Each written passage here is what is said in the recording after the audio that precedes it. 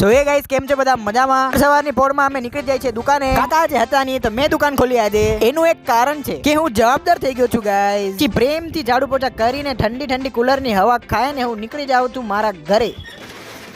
પછી લવારા કરવા હાટુ અમે ચાલ્યા જાય છે સાહિલભાઈ ના ઘરે. ગાંડુના 200 સબસ્ક્રાઇબર પૂરા થઈ ગયા ગાઈસ. गालेगी હા કાયદેસર गालेगी નાગો થઈ ગયો मस्ती करेगी करेगी मस्ती बहुत करती है रात को तड्डी में सेम करती है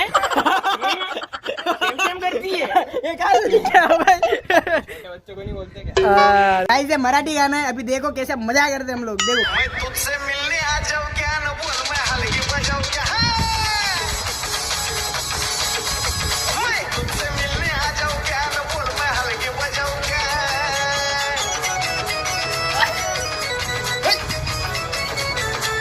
આવા જ લવારા સાથે આપણે મળશું કાલે. હર હર મહાદેવ.